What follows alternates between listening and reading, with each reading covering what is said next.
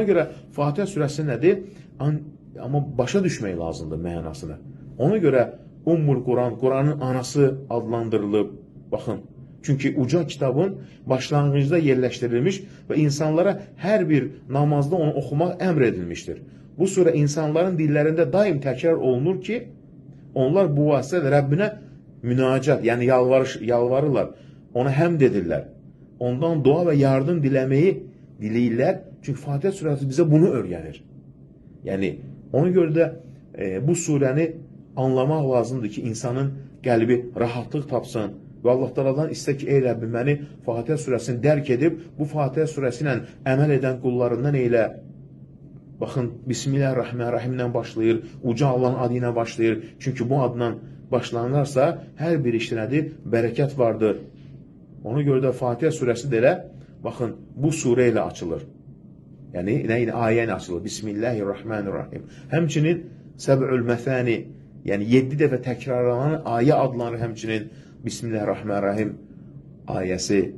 Yəni, ona görə də kitabın başlanğıcı, kitabın anası yetərli olan nədir? Bismillahirrahmanirrahim ilə başlayır. Yəni, Allahın adı ilə başlayıram. Bu, hər işə Allahın adı ilə başlamağın bir ifadəsidir. Buradakı isim, ad gəlir, yəni kəlməsi tək şəkildə gəlir, Allaha nisbət edilir. Yəni, Allahın adı deyildikdə, onun bütün gözəl adları və sifətləri nəzərdə tutulur. Düşünün, Bismillah sözünü deyəndə, bütün Allahın adları ilə, sifətləri ilə Allahdan nədir? Yardım diləyirsən. Baxın, ona görə Bismillahirrahman gəlmədi, Rəhmanın adı ilə gəlmədi, Bismillah ilə gəldi. Allah adı. Allah ibadət edilən, sevilən, tək ibadətə layiq olan varlıqdır. Bu ad yalnız ona məxsusdur və heç bir başqa varlığa verilə bilməz.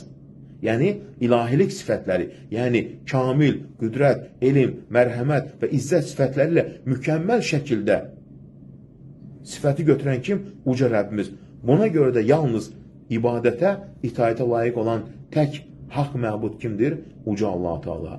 Yəni, Bismillahirrahmanirrahim ilə başlayır ki, bu da hər işdə Allah'ı xatırlamağın və ona sarılmağın simvoludur.